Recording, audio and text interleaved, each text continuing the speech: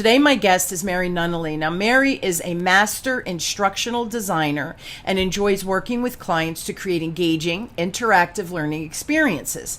A lifelong gamer herself, she is also a student of gamification and enjoys sharing ways to employ game strategy and gamification concepts to projects. Originally from Chicago, she currently lives in Nashville. Go Nashville. Most fun place ever. When she's not on the computer creating content, she's in the kitchen creating treats or crocheting couches. I don't know if I said that right. Couches, yeah. Cat couches. So please help me welcome my wonderful guest, Mary Nunaley, to the show. So, Mary, thanks for being on. I am so happy to be here. Thanks for having me, Connie. Yeah, when I met Mary, we were doing a challenge together during COVID, right? Because I'm a lifelong learner, Mary's a lifelong learner, and you hear things and you think, oh, maybe I should learn about that. So that's where we met. And then when I met Mary on the email, the Facebook group, and she talked about this gamification, and immediately, because obviously I train and live training Mary, we have so much fun. I do goofy things, we play paddleball games, and when you're having fun, you're learning, right? So I believe in gaming in the live version, but now I'm finding it in the digital world. Holy crap, what do I do now, right? I can't be doing paddleball because there's no teams and all of these things. So Mary had gamification, and I was like, I need to talk to you.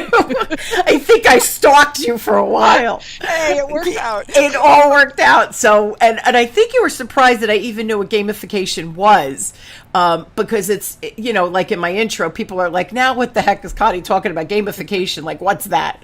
So what are the benefits to creating, first, let's kind of back up before we get into the gamification piece, but really, what are the benefits of creating these online classes, especially now? So that's a great question, Connie. And there's several benefits to doing online classes. So first of all, if you've got an online version of your class and you're doing live training, because someday we're going to be allowed to get back into the physical space and do some live training, it's a great tool for somebody who missed class. It's also a great refresher.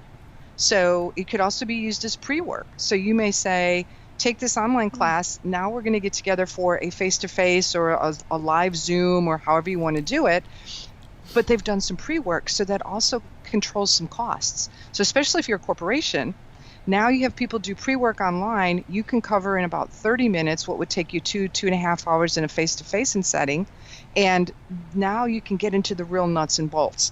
So for example, I've got a client right now that I'm working with, much like everybody else, they had to move all their training online.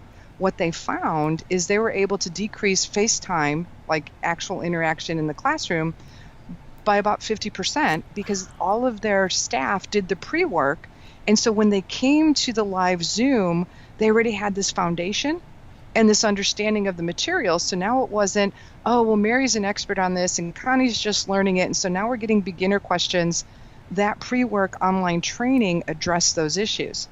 For solopreneurs, it's also great because if you're a solopreneur or an individual course creator, again, you don't have to worry about booking a meeting room, you don't have to worry about doing the advertising, and your content can be evergreen. So you can sell that same course over and over and over again with a new audience every time. So, when you're doing face-to-face, every time is a brand new experience, even if the material is the same for you.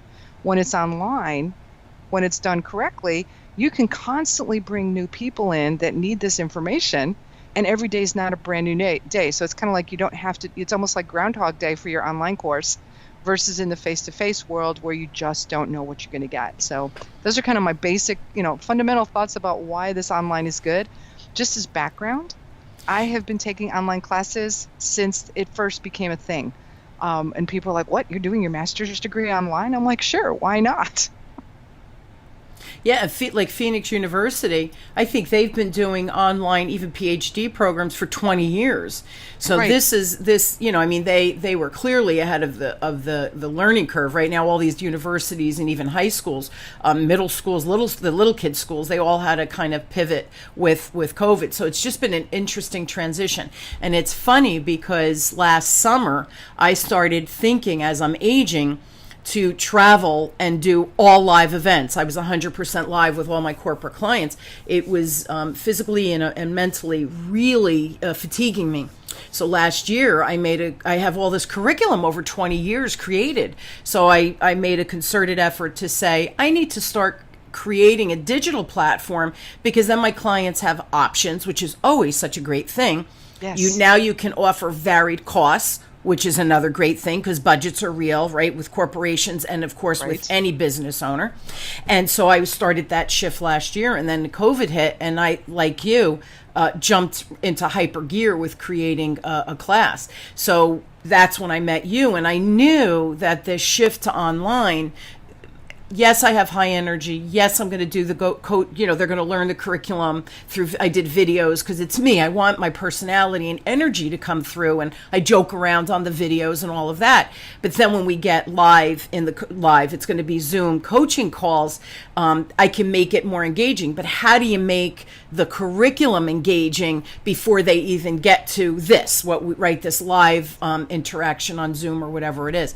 So that's why the gamification intrigued me, because I've been doing this so long, Mare, that I know if people aren't engaged and having fun and hearing stories and connecting the content to a story, that's where they get it, right? The light bulbs go off. So for me, now shifting to this digital world, I know I'm good live because you feel my energy. So now I'm thinking, I got to make sure they feel my energy in this format and learn, at the end of it, because we don't have time or money to waste. For me, it's, time and money are such commodities that to think that we're wasting it makes me shudder. So I was so excited to meet you. But everything you said about that online, I agree 100%.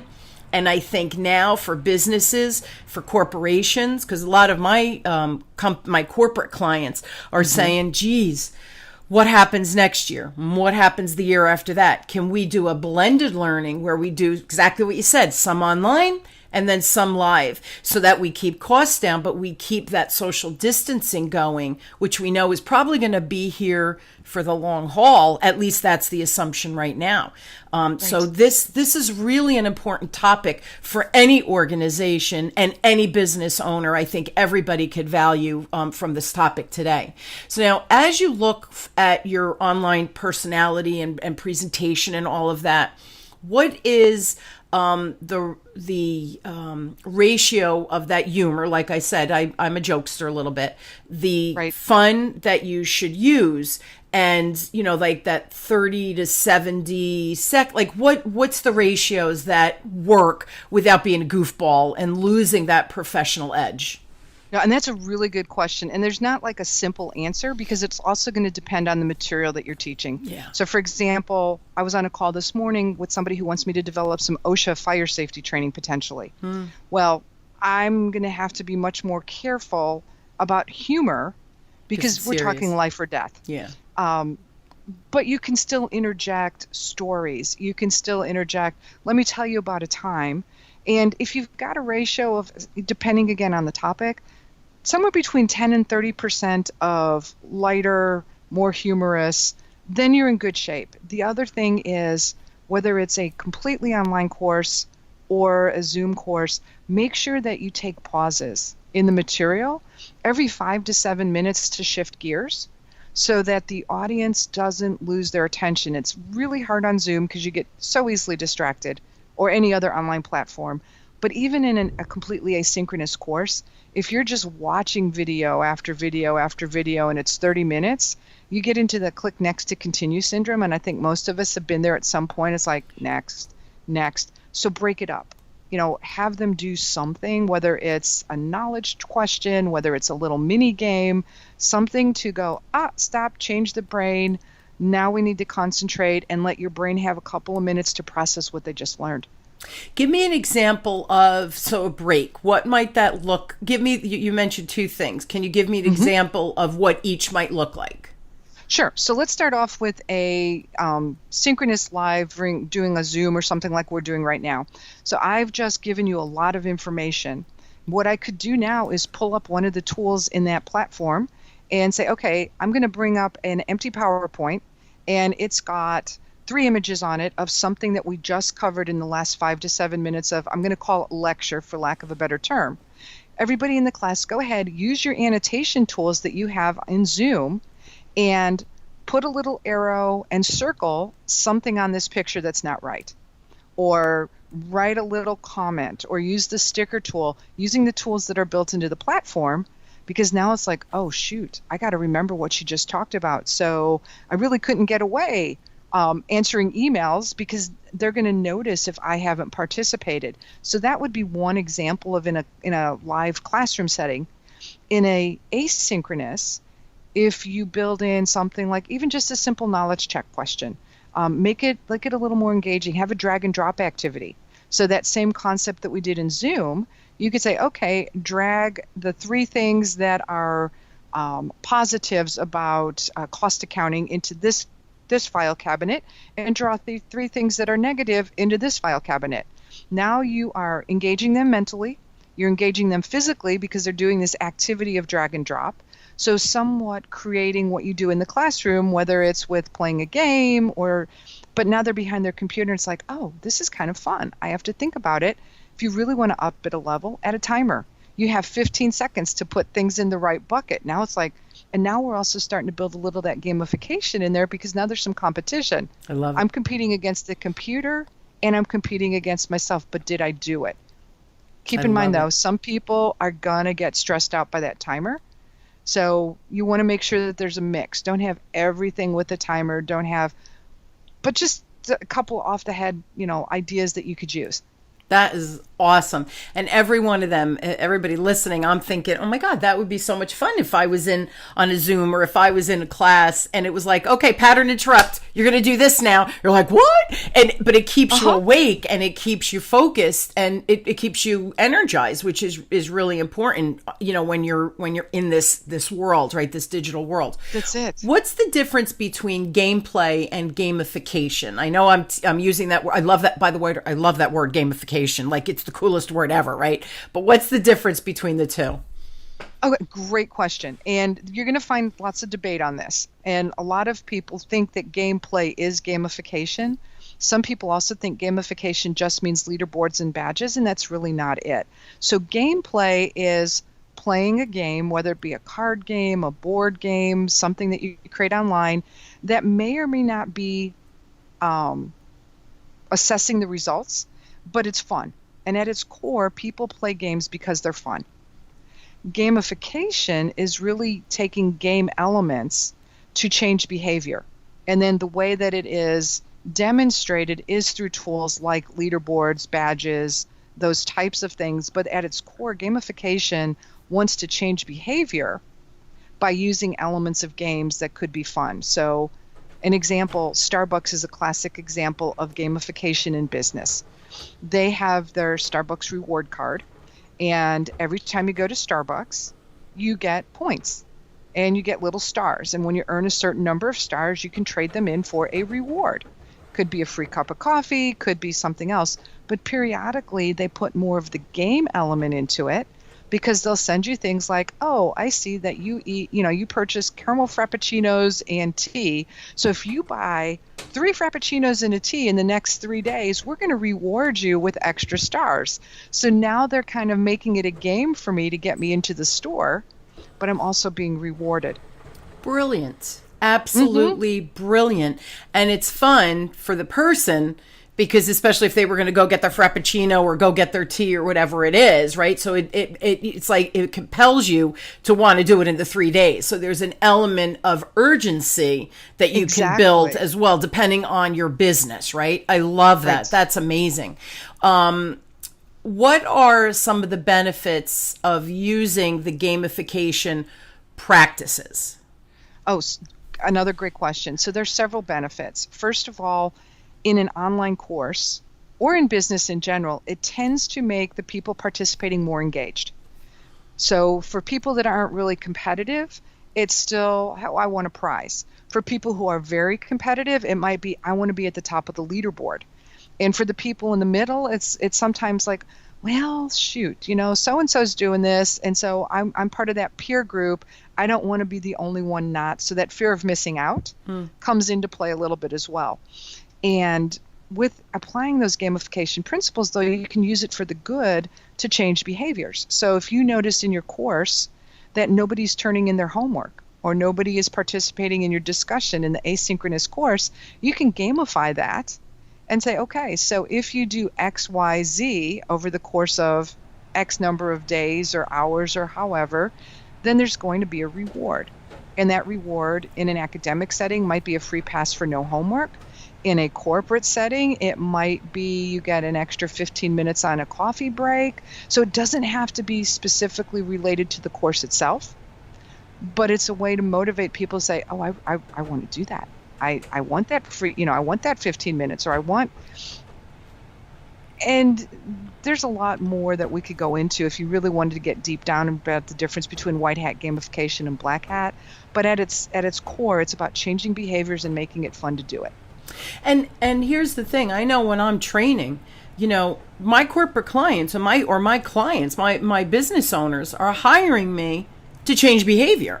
So, exactly. I try to stay relevant so that, we're going to move the needle. We're going to get you where you need to go, right? On the back ends, the company is doing coaching and other things to support after the training is complete. So it can't just be on the trainer or whoever, right? But there's a team effort there. Moving that needle of changing behavior, we want to do it in as quickly a fashion as possible. So I love this idea of the gamification. I do the gameplay, I guess, and I tease because I have Whitman pens and I have the spinners and I think I have flashlights that you could put in your little flashlights for your car, or women can put it on their keychain. So I always say valuable prizes. This is a competition. And then we do a paddle ball exercise, and whoever improves the most after the coaching, it's a coaching exercise, they win and they get to choose which prize do you want. So the prize certainly is not significant. They're nice prizes, but they're not significant. But the idea of winning, they get so excited. And then if they win twice, they're like, ooh, I get another. It feels good to win. And it does. It really does. It feels good. And the other thing, I think, the reason I do gameplay and now I'm learning about this gamification for my online stuff, because I want to be relevant. I want it to be, I want to be the vendor of choice, right? That people say, not only is she good and knowledgeable and, my employees love her, but she brings elements that the other vendors just aren't, right? So you want to stay relevant and up to date. So for me, this is important, but this complements my personality because I like to have fun. The other thing why I love the gamification is because I think we are often, even as children, if you don't do this, you're going to lose a privilege. And I know that happens in organizations and in businesses where, well, if you don't do this, you're going to lose commission, or if you don't do this, you're going to have to work overtime and not get paid or whatever, Right. So it's not that it's always punitive, but it's like, if you don't do this, there's a repercussion, and not in a good way. So the gamification is changing the behavior with that positive reinforcement. And I love that. I think that feels better for humans. Here's the thing though, Mara, and you probably see this all the time. It doesn't work sometimes. People just don't give a crap. But for me, you go back to the client and say, hey, listen, maybe this, not that I ever go back and tattle, but if that organization knows that the employee is a problem, and they're going through all of this training that you're paying for them to go through, and they stay the same, the problem isn't the training or the organization's at fault, right? It's the employee. But then to me, that's another conversation. Now we're not doing coaching and developmental stuff. You have to go down through your disciplinary action. So most, I would think 80% that are in these courses and classes and what have you, are going to respond to the gamification in that positive way that you just described. So I want people to stop and think, right? It's not, do gamification, we get 100% engagement. No. You still have the human component, and some people, they don't want to improve. They like things the way, and everybody listening knows you're thinking of people as I'm saying that. So organizations have to try to do the best and offer the best education, and then just realize humans are still humans at the end. How can I make, go ahead, I'm sorry. No, I was just going to say, and that's the thing to remember, is that you could have the best gamified system on the planet, but you're still not going to get 100% participation. Going back to my Starbucks example, Maybe I'm not in the mood for Starbucks when they send me that, like, hey, if you go for the next 3 days, and I'm like, well, shoot, I just made iced tea at home. Why would I want to go to Starbucks and get tea? But it's keeping that focus, like you said, on that 80% that it is going to focus on the behavioral change. Yeah. The 80-20 rule, everybody knows, the Pietro principle. It's alive and well in every aspect of our life, both your personal and your professional. So I know that 80% of the people that come through my class, you're going to have the bell curve. You're going to have the top 20%. They're going to run, rock and roll. They hear it once. They got it. They're high performers. Go and conquer the world. God bless you. The magic happens in that middle 60%. And that's where the gamification, you move the 60% a little bit further and faster. The bottom 20%, they don't care. So they're going to still be in their bottom. I'm not going to manage the 20%. I'm really managing that 60% in the middle. And that's exactly it. Right? That's what we have to think about. So the 80-20 principle is alive and well everywhere. Oh, for sure. Yeah. Now, how can I make my virtual training more engaging for the people attending? So my live stuff, I'm taking it and now I'm creating a digital membership site kind of thing. What are some of the things that I can do that was traditional training, now I'm going virtually? What are some of the things that you would recommend? For example, if somebody else is in the same position as me. Right. So a couple of things. First of all, there are lots of templates and things online, or there's companies like my company that you can hire to help build some learning games. Just to put some of that game element in, I just built one with a magic 8-ball. We built a hygiene course, and so it was a magic 8-ball about bacteria and viruses. Really, it's just a basic knowledge check, but you added that element in, and it just added that extra fun, just like you would do in the classroom. So that would be one thing you can do.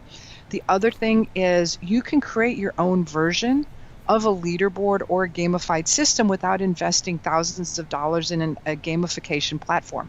So you might create a simple self-reporting Google form that you put into your course that students self-report on some elements. Others, you can just run statistics from your course learning management system to go, okay, Mary logged in 5 times, whatever you set your parameters for, and then send out a weekly email that says, hey, congratulations, Connie was at the top of the charts this week because she logged in and participated in every single discussion and provided valid feedback to 3 of her classmates as I asked.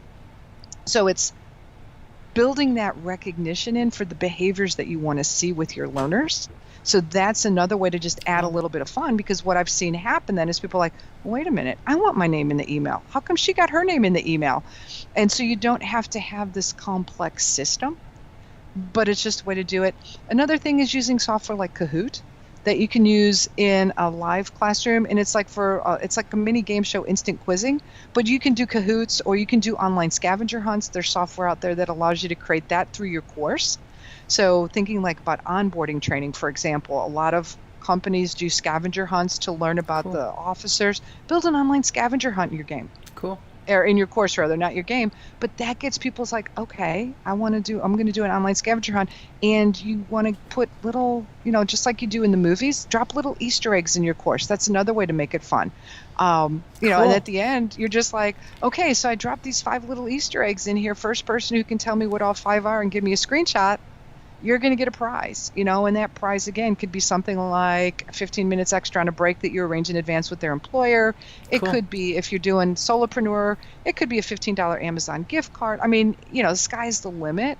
Could be a book. But those are just some things off the top of my head that you can do to make your courses fun. I love that scavenger hunt. It just, there's so many, and I'm older, right? So that's why when I met you, I was like, oh, I got to learn about this, because I know I don't know that, right? So big blind spot. So you hear things, and then it, like, again, synchronicity. All of a sudden, I do gamification. I was like, what? Zero right in on that Facebook. I'm like, okay, we need to meet. How soon can we meet? Like, then I go into stalker mode, right? Yeah. Like, can we chat tomorrow? Yeah. Totally stalker mode, right? Because I want it done now. I want it learned now. It's so funny. Not always a good thing, right? A little bit of a pain in the neck at times. But the other thing, and I want to share this because I think this is really cool too, Mare. You're going to help me create a little intro video when I put my stuff online, like on LinkedIn and stuff, to try to find new people to have come and have fun with me and learn, right? If they have sales teams and whatever. And we're going to do that little intro. Just describe what that is, because I won't do it justice. Sure. So one of the things that we also do to help make courses more fun or to promote courses is we build short animated, what is typically referred to as an explainer video. Back in the old days, and old days being 7 or 8 years ago, it was the hand that was just drawing things on a whiteboard. Yeah. And that was like cool. So the technology is advanced. So now you can do animated characters that you can customize to look like yourself, different backgrounds. The lips can sync with your mouth. So it's like your words coming out of this cartoon character, and you can use it to tell a story or market your course. So that's just one of the other fun things. It's also something that you could use in your online courses judiciously, just as like a review or something that's a little bit different, because it just grabs people's attention. Just like anything, you don't want to overdo it. Right.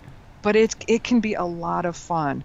Yeah. And one of my friends from California, she was promoting her new program. She's freaking brilliant. Shout out to my Charisse in California.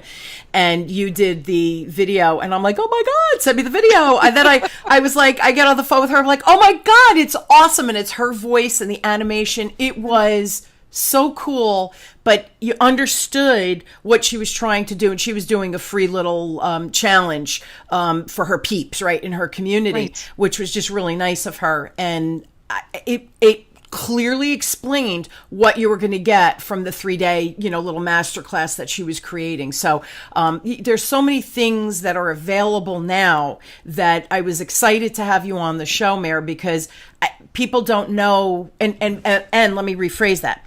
Because everything is shifting quickly and we're building these skills quickly, what happens is you go into triage mode so you can get by on a Zoom meeting, or you can get by, doing what we're like, exactly what we're doing for the show.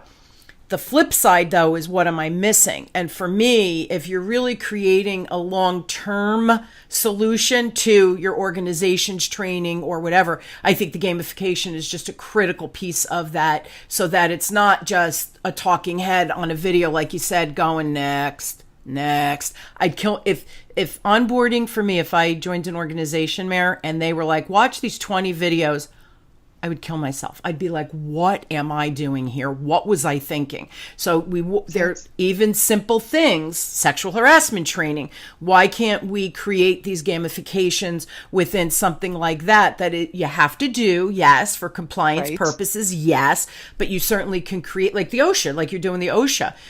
You could still create some good energy so that it's not just, oh my God, pins in my eyes, how long is this stupid video? I want to kill myself right now, right? So yeah, I think that's important. And that's exactly it. You make it engaging, keep it short and to the point, break things up. That would be my key thing. And then if it makes sense, apply gamification and game techniques to look at the behaviors you want to change and go from there. So that would be my one piece of advice. If somebody's thinking about moving to a gamified learning model, you really want to be clear up front.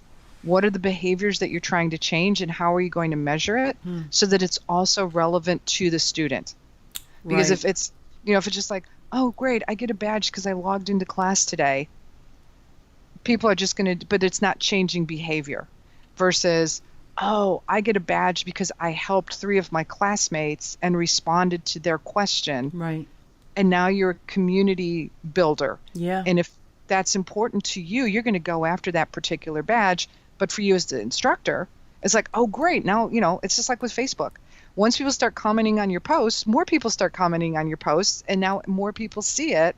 It's the same thing in an online course. Snowball effect, yes, right? Exactly. It gets an energy of its own, and then it propels it forward, grows, and builds. The energy just keeps building and catapulting, which is kind of cool when you see it happen, right?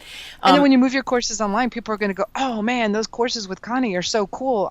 You should go sign up and take that class. Absolutely. That's the hope, right? And the thing is, that there really is a benefit, not just, oh, you should go take Connie's course because I took it. It's, you should take Connie's course. This is what I learned. I can't believe in 3 weeks or 6 weeks or whatever it is that I went from here to here. And oh my God, it was the most fun I've ever had learning. And that's what I want people to say after they leave any of my training, whether it's live or now, again, as I shift to this digital world. I want people to feel empowered and strengthened and look back and go, that was the most fun I've had. And holy crap, look at all these things I learned on the back end. It's got to be measurable, right? We want measurable experiences, but we want measurable. For me, it's always about the results. What are the results we're getting? Exactly. You know, it's got change in behavior has to be at the core. So that was very well said. We're actually out of time. Is there anything else that I did not ask a question? Because again, remember, I still have my blind spots. I'm aware. I am navigating this gently because I certainly am not the expert you are. But is there something that we didn't talk about that people should be aware of if they're thinking about creating more corporations too that are listening? Because I have a lot of home HR people who listen to the show who they control the training departments within the organizations. So I know my clients, their internal training departments are looking for membership sites and all the other things. So is there anything else that you would say look into or be aware of? What would that be? I would just say the key thing is just be very clear on what it is that you're trying to accomplish by gamifying your program, or what you're trying to accomplish by going virtually, because your learners, whether they're employees or students, they're going to know if you're disjointed, and then every decision is driven from there. Right. So don't fall under shiny object syndrome either. Just because it's like, oh, gamification is the hot word. Yeah. If it doesn't make sense for your organization, don't do it. Okay, good. That's almost like talking myself out of a job here, but I mean, it really. Well, here's the thing too. When we spoke, a while back, because my program is coming out, my online program, and I said to you, I don't know what to do, and you said, listen, we could start with this, and then we can always add as you get more comfortable, as you figure out how to input different things into the because this is a new world for me, right? So you said we can add, like you can always go back and add. You don't want to it's not about doing it right or wrong. Try it, and if like crickets when you do it, we just go back and we can change it to something else. We could scale it up or whatever. So that made me real comfortable in that I do want to work with you on this. Number one, I trust you because I think that you have so much experience, and you after we spoke, I was like, holy crap, I understood that. And it wasn't this foreign thing anymore. And I thought, okay, I understand that. I'm not 100%, but I trust you to guide me to say, add this, do that, have this, which is helpful for me. And then we can always blow it out later on after we try some things out. So I loved that about you. You weren't about, well, we need to do it for the whole program. You were like, it's okay. We could try little things and incorporate and build so it makes sense. So that to me is a win-win because you're still educating me along the process, which is important. Thanks. Yeah, and that's the key thing. It's just like start small and then grow from there. Yes, absolutely. And the hope is too, Mare, that as my programs and I get more followers on the internet, in the digital world, not just my corporate clients, that then as revenue comes in, I can make them even better and better and better.